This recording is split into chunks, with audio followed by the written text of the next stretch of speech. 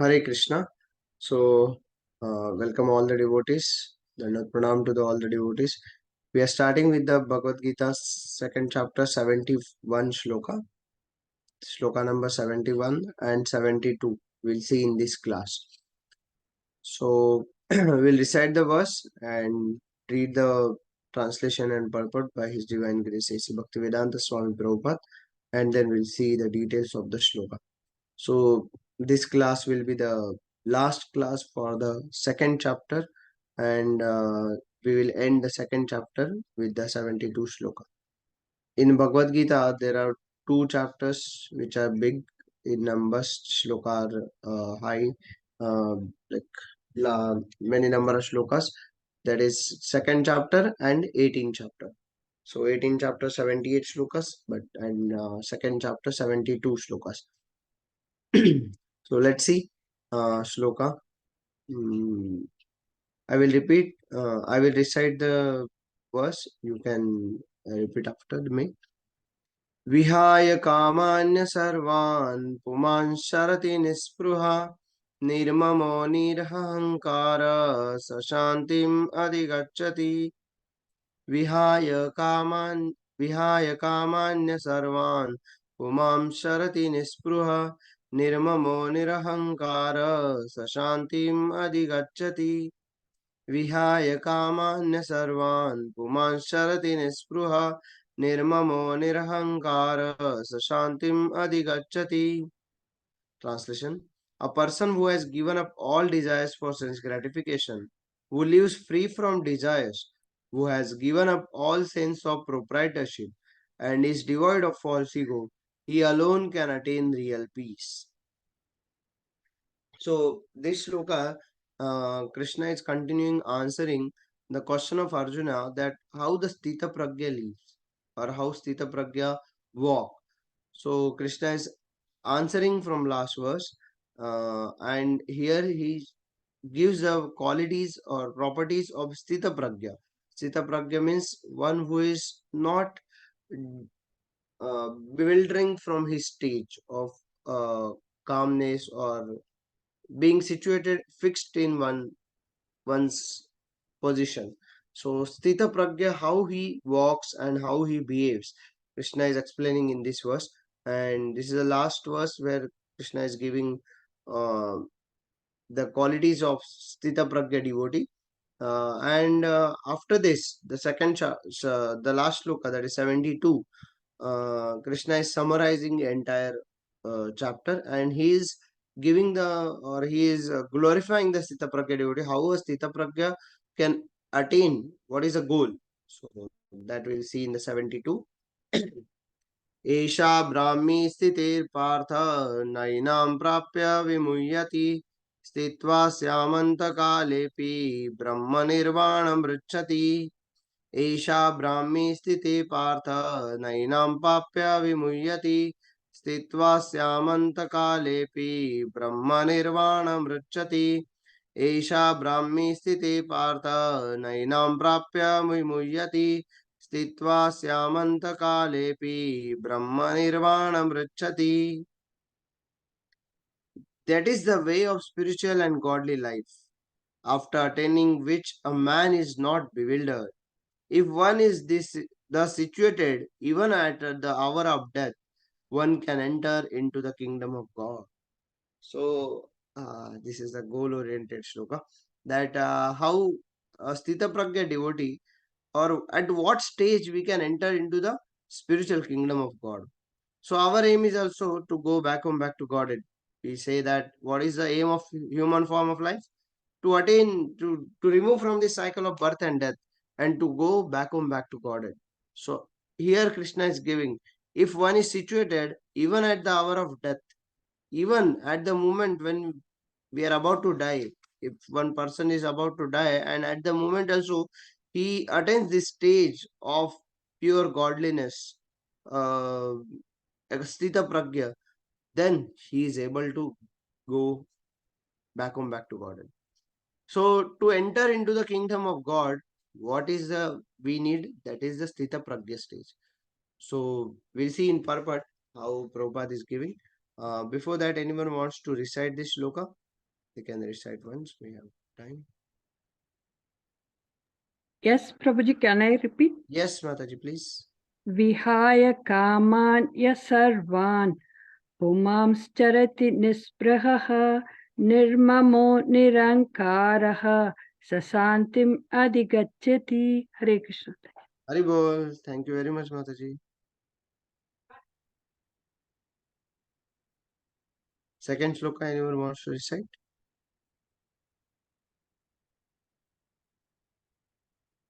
May I, Prabhuji? Yes, Mataji, please. Hare Krishna. एषा ब्रह्मी स्थितिः पार्थ नैनां प्राप्य विमुह्यति स्थित्वा स्याम् अन्तकालेऽपि ब्रह्मनिर्वाणमृच्छति. Hare Krishna. Haribol. Thank you very much, Mataji. So we will see how in the purport Prabhupada is explaining each verse. I hope you are able to see the purport by His Divine Grace, A.C. Bhaktivedanta Swami Prabhupada. Jai Jagadguru Srila Prabhupada ki jai. So in the first purport, Prabhupada is telling that actually Krishna is telling here to Arjuna how the Sthita Pragya devotee is. A person who has given up all desires for sense gratification, who lives free from desires, who has given up all sense of proprietorship and devoid of false ego, he alone can attain peace, real peace. So, who can attain real peace after giving all the sense of proprietorship and devoid of false ego? So, Krishna is here telling Arjuna that one should become desireless. And purport in the purport, Prabhupada is telling the actual meaning of desirelessness. That means what? If we are desireless, what is the use of staying in this world? Or if we are desireless, then we will not have any goal in life. So, what is the actual meaning of desirelessness? In many other religions of life, like in the Buddhist, desirelessness means it's a void after death. So nothing is there. So you should not desire like that. But here in Krishna consciousness, it is not like that. Desireless means the life will start actually after the death. So desirelessness means here Prabhupada is explaining in a purport very nice way. To become desireless means not to desire anything for sense gratification. So Prabhupada is clearly giving in the first line only. To become desireless means what? It is not to desire anything for sense gratification. So what to desire for? So desireless is a person who is desireless. He is not desiring anything for sense gratification, not for all the senses, five karmendriya, five jnanendriya. All these senses are always hankering for this and that. But one who is situated, one who is sthita pragya, he is not desiring for such things. What he is desiring then? In other words, desire for becoming Krishna conscious is actually desirelessness. So what is desirelessness? Is desiring for the Krishna consciousness, desiring for becoming Krishna consciousness. So whatever activities we perform in our day-to-day life for our Krishna consciousness, that will lead us to the desirelessness. So to understand one's actual position as the eternal servitor of Krishna without falsely claiming this body, this material body, to be oneself, and without falsely claiming proprietorship over anything in this world, is the perfect stage of Krishna consciousness. So to understand one's actual position as the eternal servitor of Krishna. So what is our eternal position? When we see ourselves in our spiritual identity, our eternal position is eternal servitor of Krishna. Our actual position is eternal servitor of Krishna. Without falsely claiming this material body to be oneself and without falsely claiming proprietorship over anything in this world. So nothing is ours in this world. Everything belongs to Krishna. And when we don't have desire to enjoy anything from this material world, we don't have desire to we don't desire to gratify our own senses, then then we will desire for our Krishna conscious activity, for satisfying Krishna. When we desire, then we will achieve this stage. It is the perfect stage of Krishna consciousness. One who is situated in this perfect stage knows that because Krishna is the proprietor of everything. Even in the fifth chapter, Krishna will explain that how Krishna is the proprietor. Bhuktaram yajna tapasam. So Krishna is the proprietor of everything. Everything must be used for the satisfaction of Krishna. But are we doing that in our life? We should ask the question to ourselves that if everything belongs to Krishna, we should use everything for the satisfaction of Krishna. But are we going to use, or are we using that everything in our in this material world for satisfying Krishna? No, the answer is no. Many things we are using for ourselves. Many things we are not using for Krishna. Many things we are using for some wrong things. So we should rectify that. We should uh, try using everything for the satisfaction of Krishna. Whatever, even if a student is there, then whatever he studies, he should study for Krishna. Because in studies, in students' life, um, study is the main thing. And when they study, the result shows that what they have studied. So actually, when they study, the result should be offered to Krishna. And when they offer results, see, when we want to offer our results to Krishna, then it should be a perfect one. It should be pure.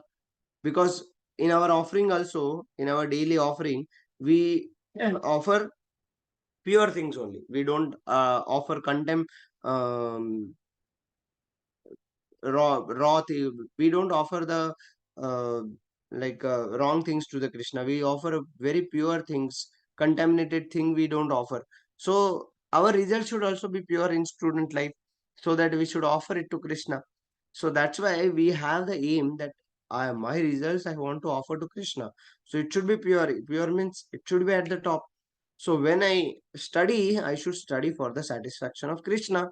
So when this goal is there in a person's mind, in a student's mind, then that is a perfect Krishna consciousness. That is a perfect stage of Krishna consciousness, because we are studying, or a student is studying for satisfaction of Krishna. So Arjuna did not want to fight for his own sense gratification, but when he became fully Krishna conscious, he fought because Krishna wanted him to fight.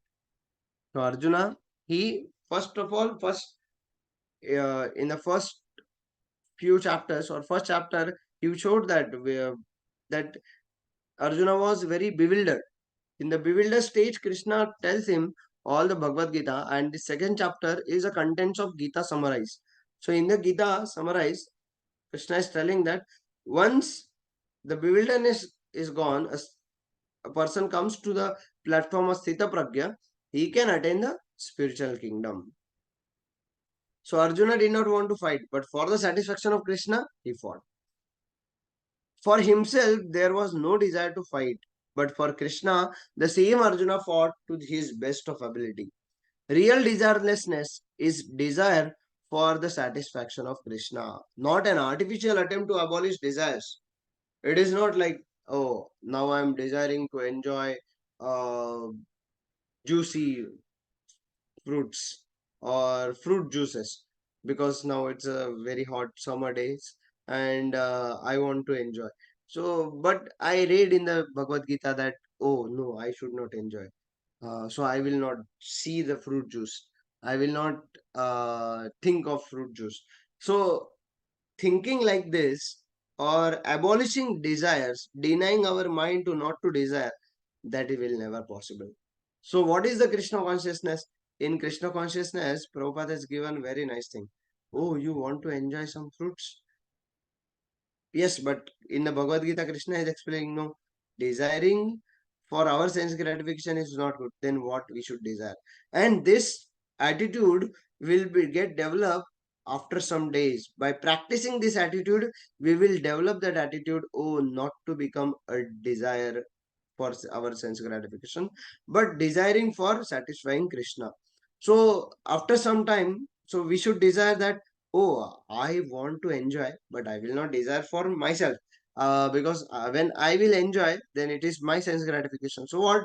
Oh, as I am in this material world, feeling very hot summer days, very drowsy and all, I want to drink very good fresh fruit juice or lime juice. So, what will happen to Krishna? Krishna is also there in the form of his deities. He is there in the Vigraha form. So, he may also feel the heat. So, should I think that I should enjoy, I should satisfy Krishna's desire? So, when I make the juice, fresh fruit juice, I will make it for Krishna. So with that desire, when we make it for Krishna, our entire attitude becomes Krishna consciousness, and that will be the stage of Krishna consciousness. Like how a mother, when a child comes home, if a student is there and a student is coming home after his school hours, then mother is very eager to see him. Mother is very eager to feed him. Why? Because mother is always thinking of him, that child. So similarly, when we serve Krishna in that same attitude, like a motherly nature or a friendly nature, all the Shantas, Sakya, Dasya, uh, Madhurya, all these forms of level of attainment. So when we serve in that level or that mood, then we become Krishna conscious because we are thinking of Krishna while preparing that juice and we will offer it to Krishna. Then we can have the Mahaprasadam because Krishna is so merciful that he enjoys by seeing, just by seeing the Mahaprasad or by seeing the Bhoga, he make it Mahaprasad. He enjoys it and he gives back to us by for our purification. So real desirelessness is desire for the satisfaction of Krishna, and it is not an artificial attempt to abolish desire, but it's a practical attempt, and Prabhupada has given this practicality in our day-to-day life. The living entity cannot be desireless or senseless, but he does have to change the quality of the desires. Very good point Prabhupada has given. That our quality just have to shift from our sense gratification to the satisfaction of Krishna's senses. A materially desireless person certainly knows that everything belongs to Krishna. Isha Vasyamidam Sarvam is the first sloka in the Ishopanishad, and not first sloka, Isha Vasyamidam Sarvam. And therefore, he does not falsely claim proprietorship over anything. Everything belongs to Krishna. If everything is belong to Krishna, then Krishna should be a proprietor. Why I should be a proprietor? So our proprietor, whenever any company is there, then we should write Krishna. So proprietor because everything belongs to Krishna. So Krishna is the proprietor. Bhoktaram yagya tapasam. Namely knowing. So this is the transcendental knowledge which is based on self-realization. Namely knowing perfectly well that every living entity is an eternal part and parcel of Krishna in spiritual identity. We are part and parcel of Krishna. We are Amsha. Krishna is like ocean. So we are Atma, Jiva, a soul, but Krishna is a Paramatma, super soul. So we are part and parcel of Krishna, and our spiritual identity, it is that eternal position of the living entity is therefore never on the level of Krishna or greater than him. So this understanding of Krishna consciousness is the basic principle of real peace. So when we attain that, when we understand that nothing is in my hand, why to worry then? Why worry? If there is something, we should do that. If we can't do anything, then why worry? Anyhow, we can't do anything. Then let the time tells what is there. Time means Krishna is telling that I am the time. So whatever is there, that is everything is controlled by Krishna. We are not the controller. Bhoktaram yagya tapasam sarvaloka maheshwaram suradam sarvanitam. Atmaram Shanti. So in the second chapter, second shloka, Krishna is telling the ultimate glorification of the Sthita Pragya. A Sthita Pragya devotee, how he can attain the kingdom of God. You will see this small purport and we will stop. So this is the way of spiritual and godly life. After attaining which a man is not bewildered. So Krishna is telling Arjuna, oh, this is your bewilderness should go after Sthita Pragya. So if one is thus situated even at the hour of death, one can enter into the kingdom of God. So even after at the time of death, even at the time of death, on the deathbed, if person attain this stage that yes, I am not the controller, Krishna is the controller, and whatever I should do, that is should be satisfaction of Krishna. That should be for the satisfaction of Krishna. When one attain this stage, it is very difficult to attain this stage. We think we discuss this, but it is not easy to think like that everything belongs to Krishna, and yeah, what is in that we may think that, oh, it's very easy, I can do this at the time of death. No, it will not be possible. To do it at the time of death, we should practice whole life, because life is an preparation and death is an examination. What we have studied in our all the life, that we will test will come at the time of death. Everyone will be tested, and it is not like anyone will be spared. Everyone will be tested at the time of death, because every human being, every living entity who is coming in this world, he has to die. So whatever activities, and Chitragupta is noting everything, he has many CCTV cameras, what we are doing, everything is captured. Everything is captured, and whatever we do at the time of death, we have to write that in the whatever activities we have done in the at the time of death, entire picture will be shown. Oh, this is your baggage. So, and as per this baggage, you are going to this number, and this uh planet or anything else.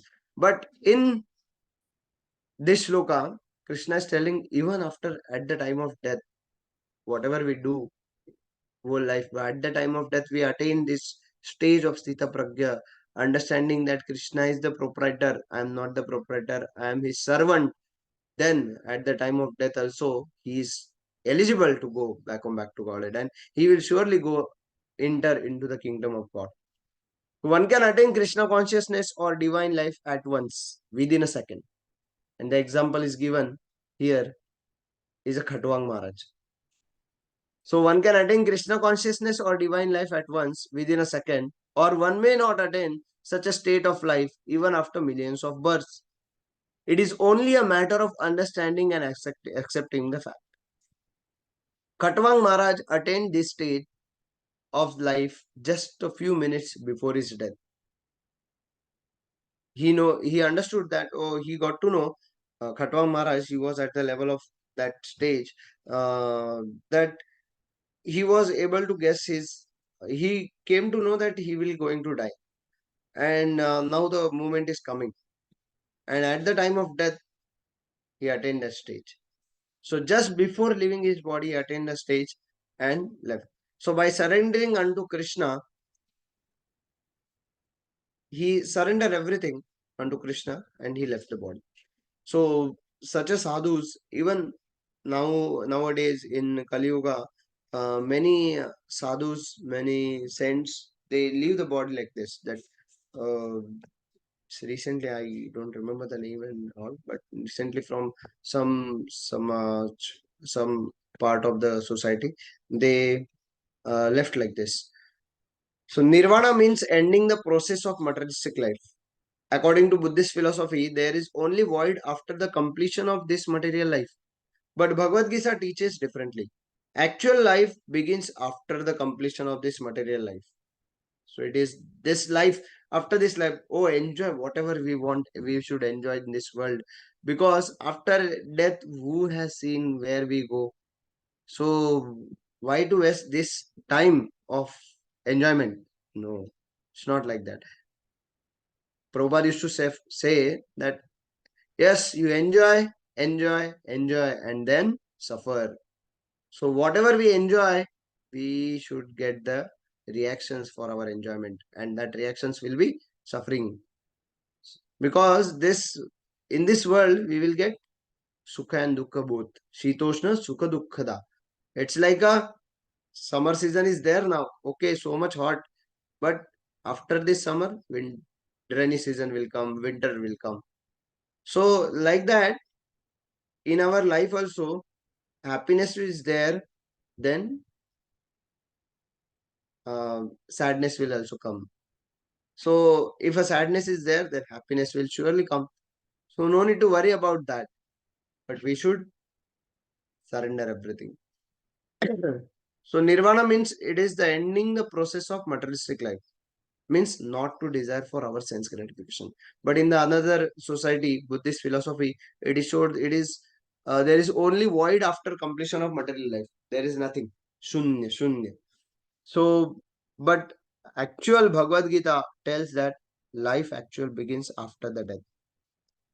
So life is a preparation, death is examination. Actual life begins after the completion of this material life. For the gross materialist, it is sufficient to know that one has to end this materialistic way of life. But for the person who are spiritually advanced, there is another life after this materialistic life. Before ending this life, if one fortunately becomes Krishna conscious, he at once attains the stage of Brahma Nirvana. There is no difference between the kingdom of God and the devotional service of the Lord, since both of them are on the absolute plane. To be engaged in the transcendental loving service of the Lord is to have attained the spiritual kingdom. In this material world, there are activities of sense gratification, whereas in the spiritual world, there are activities of Krishna consciousness. So we just have to shift our focus from sense gratification to Krishna's satisfaction, Krishna's to satisfy Krishna consciousness. So attainment of Krishna consciousness even during this life is immediate attainment of Brahman.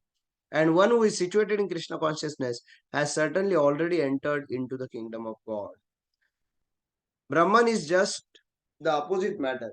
Therefore, Brahmi Sthiti means not on the platform of material activities. Devotional service of the Lord is accepted in the Bhagavad-gītā as the liberated stage. Sagunan samati taitan brahma bhuyaya kalpate. Therefore, Brahmi Sthiti is the liberation from material bondage. Srila Bhaktivedanta Thakur has summarized this second chapter of Bhagavad-gītā as being the contents for the whole text. Gita summarized, content of Gita summarized, Sankhya Yoga.